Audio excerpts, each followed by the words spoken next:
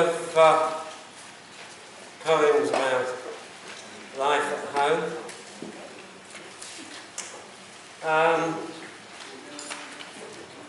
One about remarkable visitors. One's called Meetings with Remarkable Men.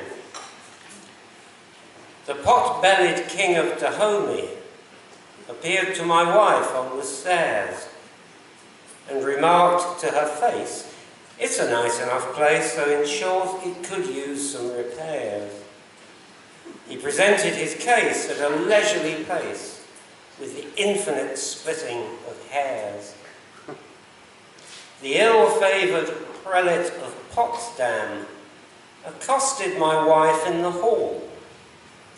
He was less than impressed, as he frankly confessed and declared it would not do at all. "It is perfectly clear one could never live here, for the bathroom is wretchedly small. The people who built Wells Cathedral had a go at my wife in the yard. They told her her dahlias were out-and-out failures. They caught her completely off guard. And this ultimate blow makes it 3 in a row, and I fear she has taken it hard."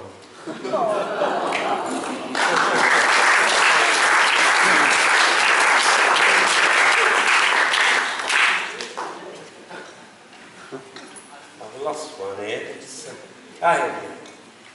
Mother Nature. Mother Nature bothers me beyond all understanding. One rainy Thursday after tea, I glimpsed her on the landing. I must have left the outside door ajar and nipped upstairs for 15 seconds, nothing more. She caught me unawares. I may have made some glib remark which I cannot now recall. Then, just as it was getting dark, I saw her cross the hall. The name I simply could not place, nor fathom her intent. I seemed to recognise the face, although it came and went. My choice was clear, to turn and run, or wave my arms and shout. It would have helped to ask someone, but no one was about. I dealt with characters before, but never on my own. I realised I wasn't sure exactly whom you phoned. The house was not on fire, you see. No crime had been committed. It felt like an emergency, but nothing really fitted. Nor was she some appliance that they come and overhaul. For by all the rules of science, she should not be there at all.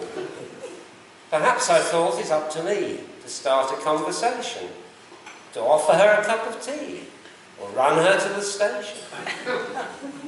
"Wait there," I said, a shade nonplussed. "I'll put the kettle on." She gave me such a look, and just as suddenly was gone. Away she went, I know not where. The house grew dark and cold. Her absence seemed to fill the air, like jelly in a mould. I asked the kind of question where the answer is because. I sat upon the bottom stair and wondered who I was.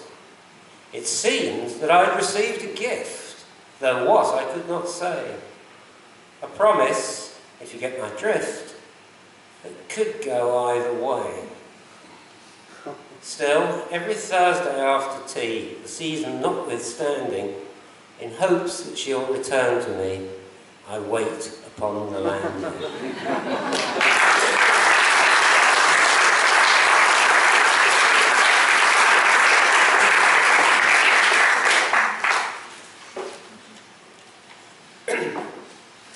And Myra does not sing. And Myra does not sing so much these days. For when she does, her father always says, "For God's sake, Myra, stop. If there's one thing you cannot do, it's sing." So much for songs of praise. In actual fact, she sings quite well. at least as far as I can tell. Thus, sadly, it appears that having once made up his mind, the man is simply disinclined to listen to his ears. You'll meet them through the years, for as they say, there's none so blind as those who will not hear. Such people are not hard to find, they're everywhere, I fear, the ones whom beauty left behind. But never let them have their way. Just look them in the eye and say, now there I'm afraid you're wrong. The germ of every premise is the nub of one's own nemesis. And while they're busy working out exactly what you're on about, just quietly resume your song.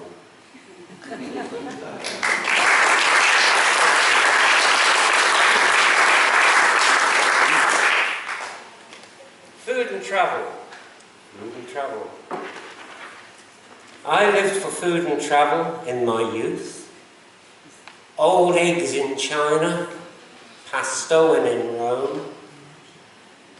But meals on wheels have led me to the truth. Spinoza and Cézanne both stayed at home. For every journey starts and ends in bed.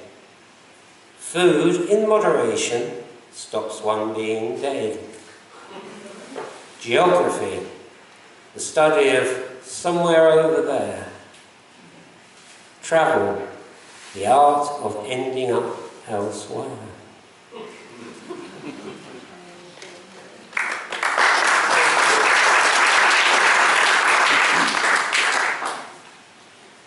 The gentle art of circumnavigation commands a universal approbation. The sort of chaps who do this kind of thing are frequently presented to the king. In short, from Barramundi to the Gower, they find themselves the heroes of the hour. Their presence indispensable at soirees, from Welling Garden City to Benares. Such stalwarts as have wintered on the ice are not content to tell the story twice, how numb with cold they fettled leaky barks, while Eskimos made personal remarks. And some there are who go to great expense to quaff from brackish streams and sleep in tents, where people wearing little more than pigment are understandably a shade indignant. And noting down the longitude and latitude, they strike what passes for a noble attitude, which presently adorns in sober hues the cover of the illustrated news. That parsons' wives might tilt their chins and dream of wrestling Cayman in some far-off stream. I wonder what it is about the Cayman that makes it so intriguing to the layman.